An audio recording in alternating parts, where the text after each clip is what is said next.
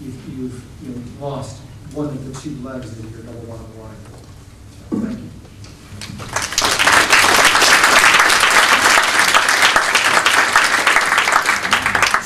Thank you very much, Chris. I would like now to ask Jean Torny to take the floor. He is Deputy Head of Business Development at Amazec Microfinance Institution, and his main responsibility is to ensure modifying the existing products and developing new products in response to market demand. So you should know everything about commercialization. And I'm admirative because he came just for this conference from Cambodia. So thank you very much, Christoph, and good afternoon, everyone. And first of all, let me share my impression that I feel very glad to have a chance to share about the context of microfinance in Cambodia. I think the time of conference is a little bit short. Actually, I want to talk more about that, but you know, I take a flight from Cambodia to here from around 16 hours. So just only for this evening, for this afternoon, for the talk. That's fine. Okay, so I want to share some experience from the microfinance and Cambodia context regarding to commercialization of microfinance, whether it is a benefit call or disbursement call to the poor. And I have just some few contents over that. The first point that I want to talk about the development of MFI in Cambodia, and just briefly overview over that. Secondly, I want to talk about the benefit call point and disbursement call point to the poor for the microfinance impact. And the last point is about the positive approach to commercialization. So let's move to the question why the MFI exists from the Cambodian context.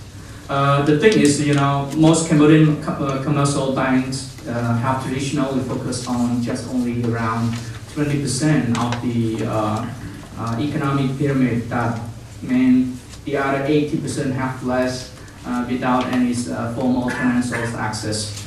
So that is why the financial institution, microfinance, have played a critical role in, fulfill the gap of the 80% of the population that they have no financial access in the country. And if you look at this, the upper of the pyramid, 20% is high income people, and the bottom one is about 80 of low income household that is need to be supplied by the MFI and NGO services about the microcredit. And about the growth of microfinance, I can say at the end of 2010 we have the 25 license MFI,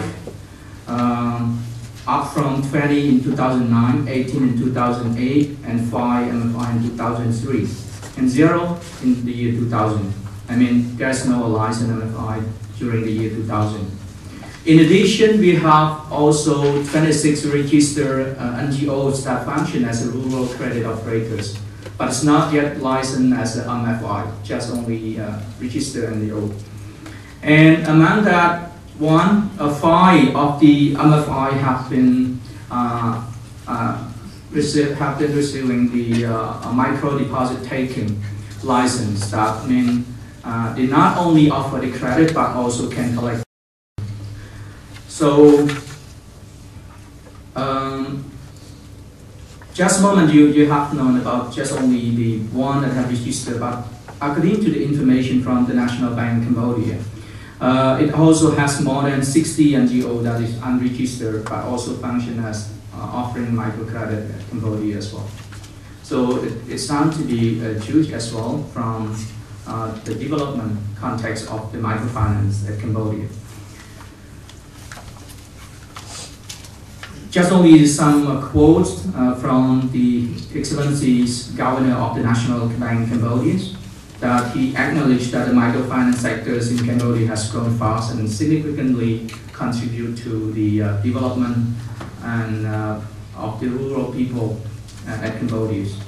So with this success of the financial inclusion, the National Bank of Cambodia also adopted the legislation that really support the microfinance to diversify itself to not only offering the credit but also that is talking a moment about the micro deposit taking license that the National Bank have been issued in the year 2008. Okay, now let's move to the critical question. And the first part that I want to show is about the benefit cold cases impact from the microfinance. So I have 4 points that to talk about this. The first thing, the benefit to the poor is about the increasing outreach nationwide. The question is why? Because of the alternative source of fund that we have. Previously, we have mostly from the donors and lenders, international lenders, but currently we have a saving collection that issued by, licensed by the National Bank of Cambodia. That we can have the enough fund and that we can expand our operation area nationwide.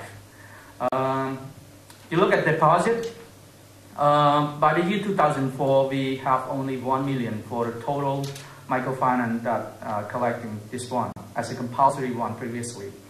But now in 2010, it moved up to 41 million US dollar by 2010. And look at the borrower. This is about 350K household in the year 2004. Now it's moved to 1 million household by the year 2010. You know, the total household in Cambodia is around 2.4, but now it reached 1 million already. That is financial services from microfinance. The second benefit is about more and more MFI to serve more poor households. So strong financial performance of the existing one, it could be the attractive point that attract others, new players as well. As a matter of fact, in Cambodia currently we have some Korean investors to set up the new microfinance at Cambodia as well. And we also have the attracting from, let's say, IFC, also attracting interesting in investing that in microfinance as well. So from that point of view, the new microfinance increase led up to 25 MFI and 26 credit operators. So that is a very good point that I mean the other poor people that previously never have opportunity to access the formal financial service that now is available. The third benefit is about interest rate decreasing. That is the outcome of the competitive pressures that more microfinance that compete each other. So pricing is a part of that. That is why the interest rate is decreasing. Look at that is the average interest rate in the year 2007 is about 33%, and now it's falling down to only 29% by the year 2010. But you compare it to the past, that microfinance starting in Cambodia is around 60% at the beginning, but now it's falling down to that level. And the benefit number 4 is about the product diversification and service quality available to serve the poorer. You know, that also is a part of competitive pressure as well. That and also is a part of the regulative environment that the National Bank of Cambodia that allow the microfinance to diversify itself to set up and offer more product rather than the credit only. But we have also the deposit, we have the money transfer, the payroll services. It's also available that microfinance can offer. So that would be a good thing that we can satisfy the client base.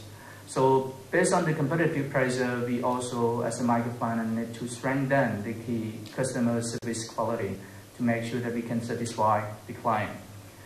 As Chris mentioned a moment as well. And that is the, from the Cambodian point of view, about the microfinance industry performance in terms of scope.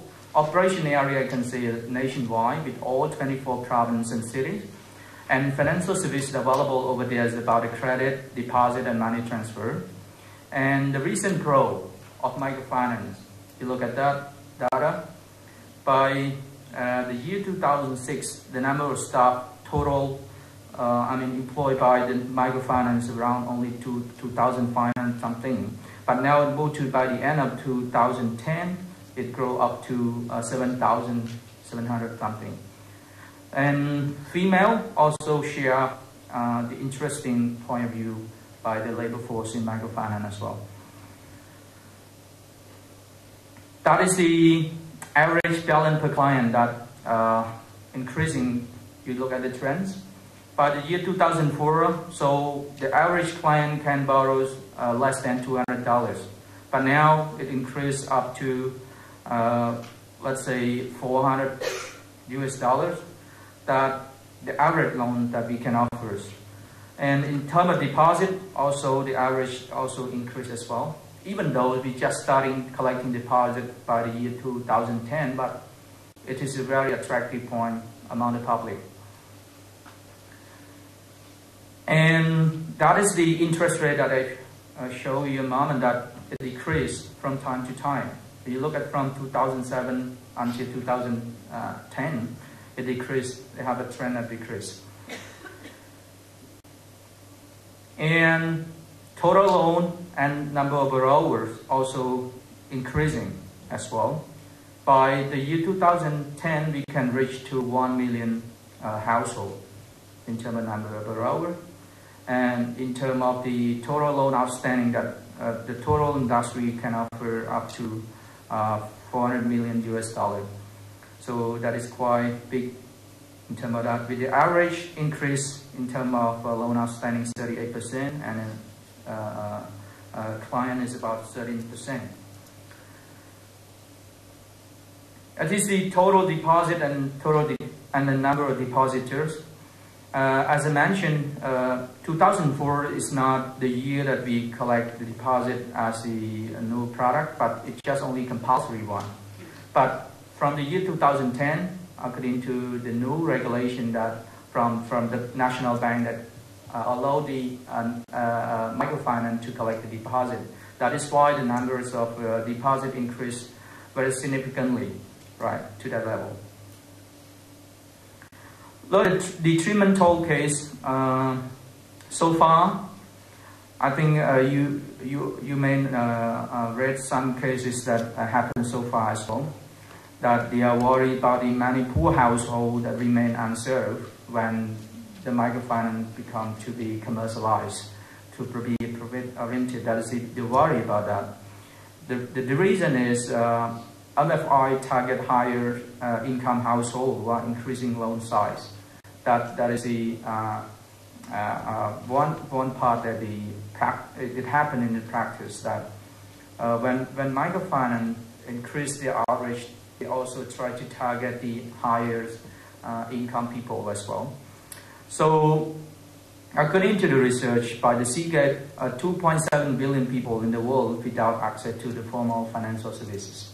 So it's a huge number of the population that we need to serve more. And secondly is about interest rate is still increasing.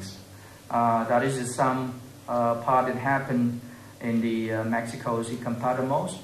That is, 85% in 2007 is about interest rate. And in Philippines, about 5 and 6. 5 and 6 principal mean, let's say you borrow 500 peso in the morning, you need to pay back 600 peso at the evening. So it's happened in the Philippine case. So that means interest rate is still increasing in such kind of case. And the third detrimental case about over-indebtedness because of the competition prices. And you have seen in some other cases like in Morocco, in Bosnia and Herzegovina as well. So look at the portfolio at risk. By the year 2008, at Bosnia is about 2.5%, but in 2010 it's up to 10.5%. That is quite high rate of the bad loan that we call a bad multiple loan of the over-indebtedness. And another one is about like competition. It is the case study at the Mexico as well, that Did you talk a moment about the IPO? So when the competitors enter into the initial public offering, so that it would be the attractive point of the investor that looking for those who have the high return. So what happened to those that do not have the high returns? Probably the lack of the interest from the other investors. That is why they cannot have the financial strength base that cannot compete with those who have the high return. So that it makes the competition is not balanced in that market. Okay, so what can we do to help the positive approach to commercialization, even though we have seen some detrimental cases as well? You look at the four corners that really contribute to the positive commercialization. The first thing is about the role of the government and regulator.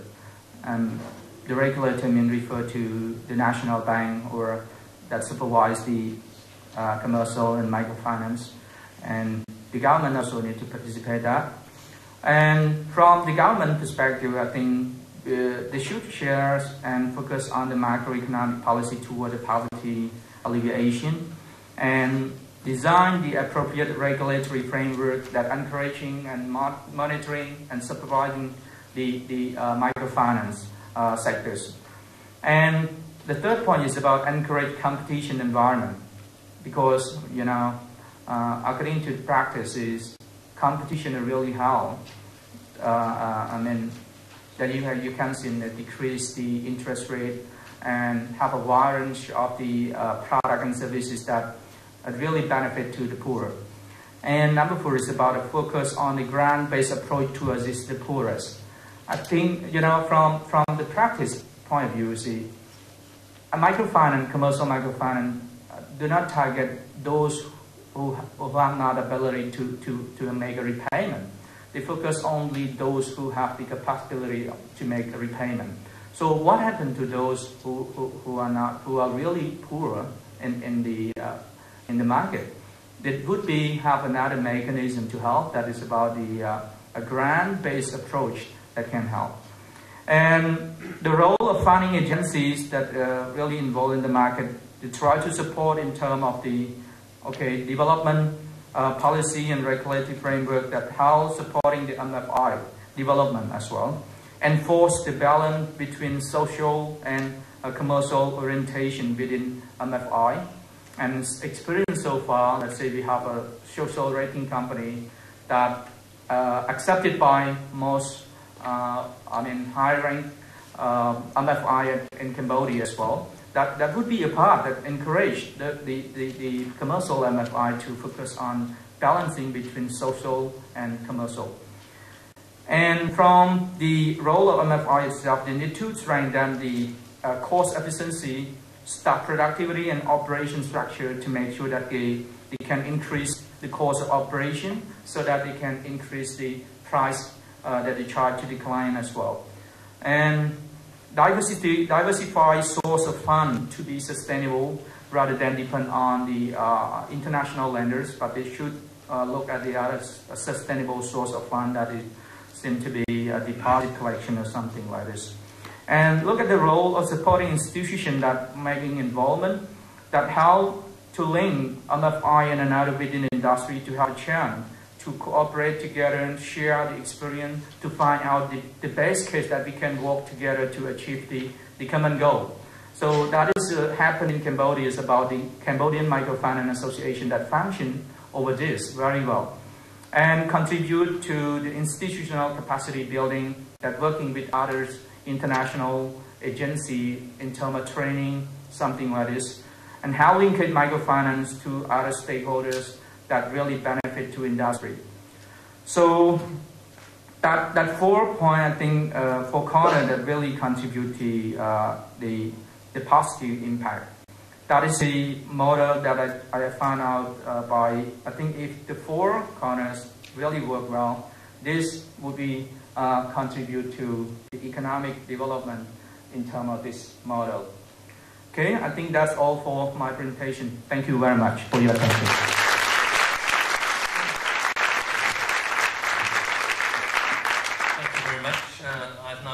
honor to introduce to you Mr. Malcolm Harper. If there is any need to introduce him, I have just three things of his bio. He's a former professor of enterprise development at Cranfield School of Management. He has written around 20 books, and some of them are, I would say, the bestsellers in the microfinance sector, like What's Wrong with Microfinance. He's the chairman of MCRIL, the International Microfinance and Social Rating Company, and he's working, I saw it in his bio, in nearly all parts of the world, and I hope that he will stick to his reputation of speaking in a very open way now. Thank you very much. Thank you very much. The 2-minute paper you'll probably hand me right away, will you? Because I think we're rather behind. But I've come all the way from Milton Keynes, not from Cambodia. So my presentation will be perhaps rather lighter and shorter than those that have gone before. And I was professor. I'm now an emeritus professor, and those who've heard me mention this before will forgive me if I just remind those of you who didn't study Latin at school that emeritus means past service of no further use. Professors approaching retirement should remember. It's nice to be here at the LSE, which is an institution I've admired from afar for many years, occasionally been here. 2 of my daughters came here and both got good jobs, and one got a good husband as well. And it's an institution which I respect enormously, and I respect even more an invitation, dare I say it with deference to any of the faculty who are here, which comes to the students, because students, as I'm sure we all know a great deal more about what's important in the world than any of the faculty do. And it's great that the students have initiated a thing of this kind. I'm also rather relieved that the business is not all about India. I came from India last week. I'm going to India on Thursday again. And India, of course, is by far, India's the world's poorest country that has ever been, remains so, still will, so far as one can see, for a long while. And therefore it's important and is the world's biggest market for microfinance. On the other hand, it's a very complicated market and a rather special market. And to me, hearing something about what's going on in Brazil, Cambodia and so on, it's refreshing that the whole focus is not about India, sorry. What I'd like to do is just very quickly to do one case for commercialization, one case against it, and then hope that some blood can flow, because surely that's what we're here for, particularly us. What other entertainments are there in this part of London on a Friday afternoon? I'm surprised that so many people come. And much of this has been said before. I'll start with the arguments for commercialization. First and most obviously, as Vikram Kula says, how the devil could I get all this money unless I was able to offer commercial returns in order to attract the equity which will enable me to borrow the loan, take the debt, which will enable me to serve the millions of people which he now serves. And of course, I was involved as chair of a thing called Basics in India for many years, and we saw SKS start up as a new young thing in '98 or something after we'd started, and then roar past us. And one of the reasons that Vikram was able to do that, or many reasons, was that he was accessing commercial capital as hard as he could from where to go. So it enables you to grow, and if, as has been said this afternoon, there are lots of people who still need microfinancial services, then it's obviously a good thing to be able to grow fast and serve them. And as the situation in India demonstrates, where there are 2 strands of microfinance. There's one which is promoted by and financed by the banks, and is rather larger, much larger actually than the commercial microfinance, such as SKS, Basics and so on, called the self-help group movement. There are around 7 million self-help groups, with some 50 or 60 million winning members, borrowing money from banks as groups, on lending it to the individual members, saving with the banks and so on. And the respective performance of those 2 competing sectors, one led by the commercial banks, largely public sector commercial banks, and the other led by fast-driving, highly paid organizations like SKS, shows very much that commercial institutions are better at marketing than government institutions. Still better even, of course, than government institutions. And in the classic way of the private, successful private sector, even when you're offering a product which is much more expensive, it sells better. You sell more of it, you get more customers than the public or voluntary sector offered product which is cheaper. And of course, price is not the only one. In fact, I would suggest not the most important of the 4 Ps. I think it's the 4 Ps of LSE. Perhaps not. It's too practical, perhaps. But it's product, price, promotion, and what's the other one? Place. That's right. And the price at which one takes a loan, if one is looking for a small loan and you need it this morning, is not that important. And even if you're looking for a slightly bigger loan and you need it this week, price is not as important as being able to get it in an understandable way, and so price is not any means the most important thing, and the commercial microfinanciers, particularly in India, have appreciated that, and all the outside world criticise them enormously for charging what in India are rather high rates of interest, although by the standards of most other countries they're low, much lower than Latin America. And the Banco Tower didn't tell us how much they charge. But the price is not the whole story. And of course, the private sector wants to grow, it will compete, and it competes by offering better standards of services, which may be by price competition, but let's say it may be by addressing the other 3 Ps, which may be more important for clients. And this is a difficult issue right now, particularly in the last few days, on the whole, private, commercialized, for-profit microfinance tends not to be politicized. It tends not to be subject to capture by political influences, by politicians, by governments and so on, which is what has happened to a substantial extent to the public sector-driven microfinance sector in India, where free loans, loan waivers, that kind of thing, cheap money, has substantially weakened the self-help group movement, which, as I said earlier, is the sort of parallel competitive sector of the MFI movement, which came later, incidentally. And on the whole, I guess it's fair to say that the political influence, the damage that government can do, particularly in a very vibrant, real, and somewhat destructive democracy such as India, private microfinance is relatively insulated from that, although, of course, as what we've seen from happen in Bangladesh, in Andhra Pradesh, since October, if the political interests really want to get you, they can get you whether you're private or public. And they've acted in a very destructive way. So, the private commercial route is, I would argue, the appropriate route. And others have said it far more, with far more knowledge than I do. And I coined a rather nasty word, or perhaps somebody else coined it first, and Walmartization. And in a way, microfinance has been Walmartized.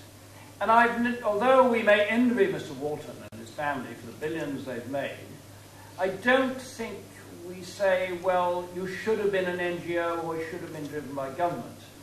Walmart has created jobs for hundreds of thousands, probably millions of very poor workers in Bangladesh, China, and so on, and has provided low-cost, appropriate products, whether they be shirts or shoes or whatever, not only to me, but to millions of rather poor people. It serves the poor both as in terms of where it sources its goods and to whom it sells its goods. And it does it rather well. It may be exploitative of its employees or sometimes of its suppliers, but it's done a great deal better than, shall we say, DFID or some other institutions in terms of spreading better livelihoods and providing lower cost goods. And I don't think we criticize Mr. Walton and his family for making profit out of having done that. We may criticize them for other things. But somehow microfinance seems to be different. We criticize it or its leaders for making a lot of money, not as much, anyone like as much as Mr. Walton, in a way that we don't criticize other mass market businesses that serve the poor, and I wonder why. So I think the arguments in favour of a commercial, for-profit approach to microfinance are the same as the arguments in favour of such an approach for any other goods or item of goods or services. Somehow we feel, again, that's an issue, health services services, education and so on, perhaps shouldn't be part of the private sector, shouldn't be for profit, but financial services generally are for most of us, and why shouldn't they be for the poor if there is competition and they can choose? So, as I say, I don't see that microfinance is much different from cheap shirts or cheap shorts, and so it should be commercial for it to be effective. On the other hand,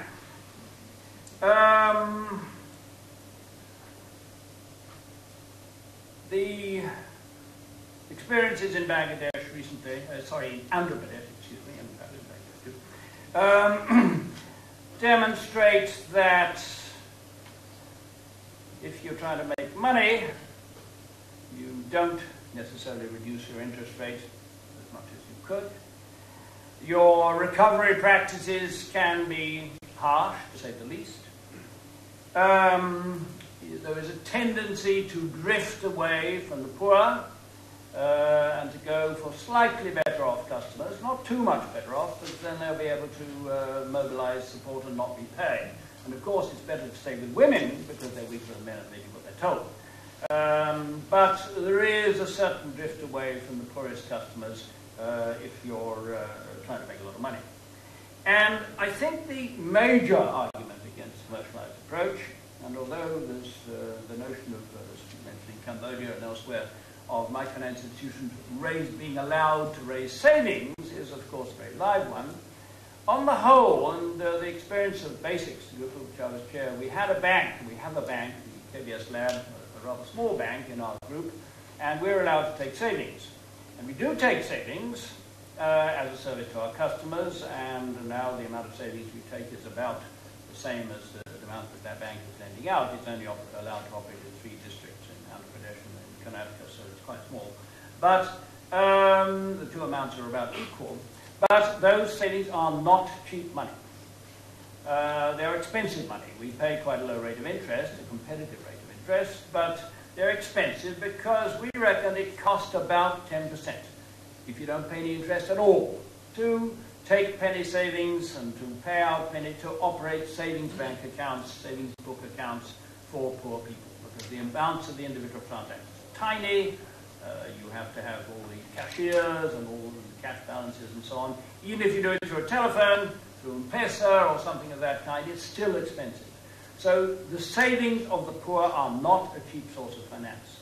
I'd argue that they are one which ought to be mobilized by microfinance institutions because you're providing a service to the poor, but not because they're cheap money. And of course, all the big banks, which are over-liquid and love something which makes money, which is secure, and gives you a warm glow and you get invited to a meeting like this, they are longing to provide rather low-cost money in vast sums to microfinance institutions. And there are microfinance institutions, I know several, which either are banks, but don't bother much to mobilize poor people's savings, or could be banks, but don't really want to be, but it's a lot more profitable, as Northern Rock found, to mobilize your money on the capital markets and just to focus on debt. Some of you may know David Hume at Manchester, and he mentioned in a nice aside at one time, if you replace the word credit with debt in any article about microfinance, you realize what you're doing is you are putting more and more people into debt. And that's what microfinance does. It doesn't, on the whole, mobilize savings, I would argue, not because the regulators don't allow it to, but because it's not profitable so to do.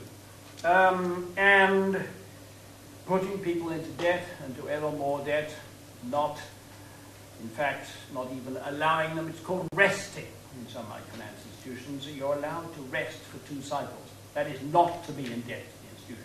But they'll chuck you out. It's as if you, I expect the people in this room bank with the same sort of banks that I do, and we hate them, but nonetheless, they don't write us a letter after we've not had an overdraft for a month and saying you can't bank with me anymore. But that's exactly what most microfinance institutions do. So what is central to them, if they are profit maximizers, is to put people to debt. Because, as I said, Northern Rock and others have discovered long ago that it's much cheaper to promote and to put people into debt than it is to take their savings. And I would argue that savings are, in fact, a more needed service to poor people in debt. So, as I said, I was sharing a platform with a young man called Carlos Darnell, who was one of the two young men who started Computamos in Mexico a couple of years ago at a meeting in Tufts University in Boston, shortly after the IPO. And it was an audience a bit like this, and rather as I am just now, I was trying to figure out whether most of them were looking to get a job in Citibank and get a warm glow out of selling, getting good debt with microfinance institutions, or whether they wanted to work for Oxfam. And I had a sense that most of them, that I was a bit beleaguered, because they rather liked Darnell, and they felt they would like to be like him. He just made $50 million a month, as well as getting warm glow. And so I said, I felt rather beleaguered on this platform. So I said, well, I couldn't really think of a better argument. I'm still rather ashamed of it, but I'll repeat it. I said, I hope, Carlos, that in 100 years' time, or 150 or 100 years' time, you won't feel as bad as I still feel, and this is actually the case. I don't feel very bad about it, I must admit, by the fact that my family made a fair bit of money out of selling shackles, Malabar iron shackles made in Black Country, in this country, to the south of the United States. And we did, and it was quite a good product line, I believe, in the sort of 1850s, 1860s, run up to the Civil War in the States. And I said, I hope you won't feel the same, or your great-great-great-grandchildren won't feel the same. And there was a sort of gasp from the audience, because I guess that's not a very good thing to say in the United States, and nobody talked to me much more. But somehow, intellectually, I feel, yes, obviously, the private sector is the root. It's just like Walmart, as I said. Emotionally, somehow, I agree with Eunice, whom I still admire enormously, that it stinks. But perhaps what I'm saying is that Walmart and the whole damn system stinks. Because it's very difficult, as I say, to argue that microfinance is any different from any other mass product, mass market provider that serves the poor. And although the LSE is very different, when my mother, who was something of an armchair socialist, used to wished I had gone there because she knew it as a place of Harold Lasky and so on, socialism or Marxism, pretty much. I'm not sure one is allowed to mention such names, but maybe one's distaste for making a lot of money out of microfinance is really a distaste for the whole system in which we find ourselves. And that's kind of worrying. But let me end on that note. Thank you.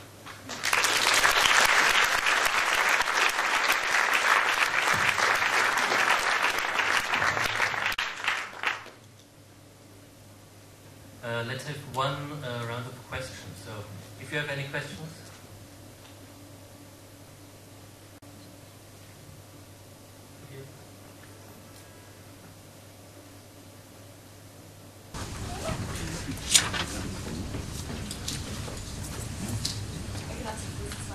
A couple of you mentioned the IFC and other kind of more international institutions that you're partnering with. To what extent does that impact how much you can commercialize, and how does that restrict the model? It's addressed to, especially the... Any other questions? I've got a question regarding technology and improvement of technology. And do you see a chance that as technology is improving that quickly, that like the transaction costs of administering loans will fall that dramatically that it's actually not going to be of such an influence in the future? And also, like when you talked about deposits and the cost of administering them, what do you think is the influence on future technology, on microfinance?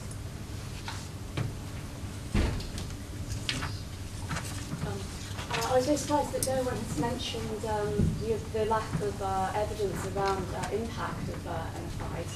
And I've heard particularly Malcolm's comments about the evidence that is coming through, particularly from Mordrek, is that savings are much more valuable to the poor than debt. And particularly to the other speakers, I'd like to ask why you didn't mention that and what's your response to it? So I think the first question I've seen, Yes. Thank you for the question.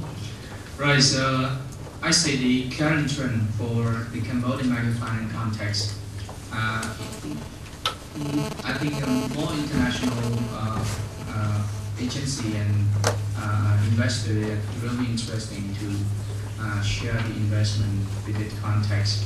Yeah, of course, it's a part of the profit-oriented as well. It's about that because for the last few years, the sector grew very significantly. But also, this is a part of the way that we expand, whether it's we try to grow with the risk or the grow, appropriately with the right structure,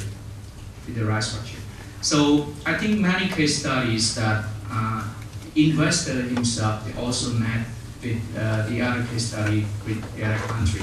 So the way that he invest, probably he choose the best structure that help make also the profit, but also a benefit for the client as well. And so far, when the microfinance that help the international investor, let's say IFC involved, we have seen the operation is growing a bit faster than the others.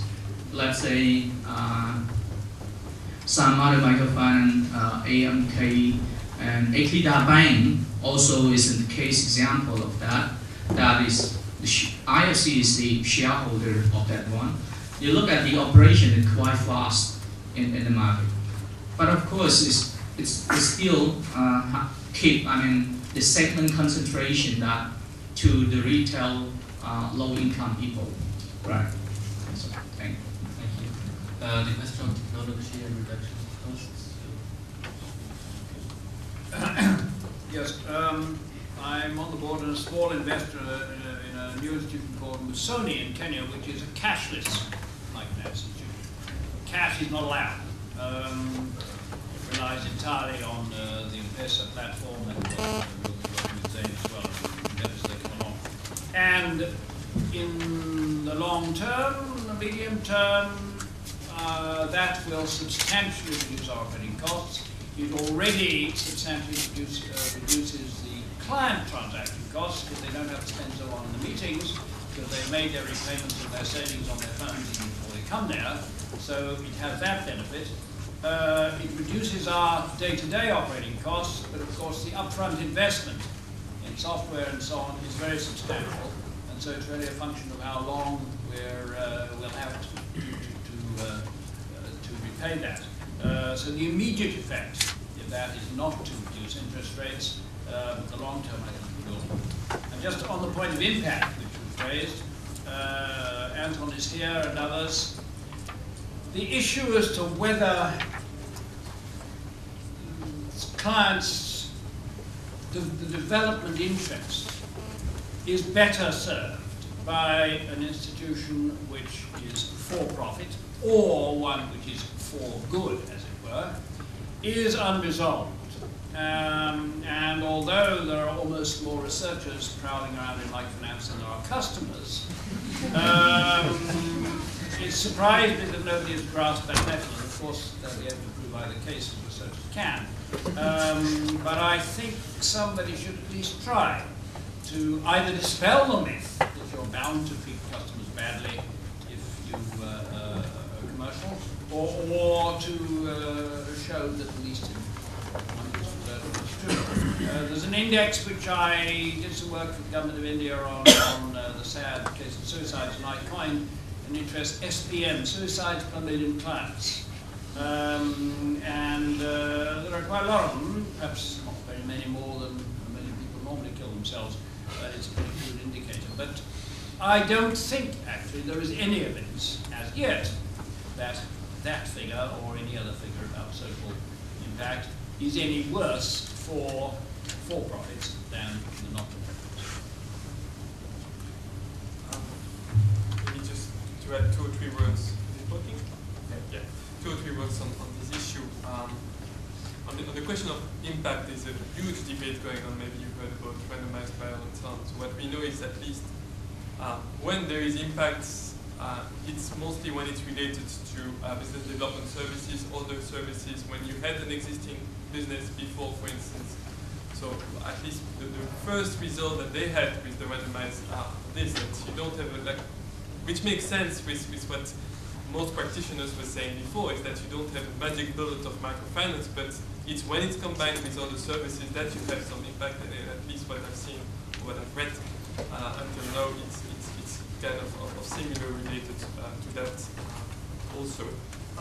Maybe on this issue of social performance, I may have something that Malcolm may find interesting. There was a research by a Norwegian guy, Musland, analyzing in fact the social and the financial performance of a bunch of micro-institutions, around 300 I think. And he found, again, that's what Malcolm just suggested, that he found no significant difference both for their financial performance but also their social performance. That means that NPOs or not-profit organizations and for-profit organizations, he called them shareholder firms, so non-banking financial institution and microfinance bank at the same time, had similar social and or financial performance. At least there is no significant difference in the sample. So which is also, it's maybe related to regulation. In some countries, institutions are NPOs because of regulation, or banks because of regulation to access savings. There may be a lot of reasons. And maybe just on the savings element, since it was also related to savings, there is probably, it's coming also. The first randomized trial of the first empirical or econometrical results were related to credits, because we've been talking about credits, at least maybe probably too much. But at least what we know for savings is for the very poor, you have a lot of case studies showing that it's probably very helpful, if not more helpful for the very poor. The examples of BRAC, with the World Food Organization again, for the destitute, it's a very good sign that 2/3 of the clients were able to graduate, to scale up, and then become normal microfinance clients. When you combine again microfinance with savings, with training, credit with savings, training, and all these issues. And you have examples of very efficient savings institutions such as SafeSave also. They very tiny amount of savings. So it's also possible, and as we said, it's probably more important for the very poor than credit, or certainly it could be kind of a buffer for them when we know that microinsurance is not yet spread as it could be or should be. Just on the technology point, I'm consulting on a project now that's looking at providing a lot of the loan management, credit management, other back office and even front office functions of MFIs, providing that as sort of software as a service or through the cloud, to remove the kind of startup operating costs that Malcolm's referring to. And I think definitely the evidence is there that interest rates are high, the cost of doing this business is very high, and that it impacts the interest rates. And if you can remove the startup costs and the running costs of that technology, I think that definitely should bring those costs down and interest rates down. Okay. Thank you very much. I hope we kept our promise to give you some good food for further thought. If you have additional questions, please use the break to approach the speakers. And I would like to thank the panelists for their interesting contributions, and I wish you a good continuation.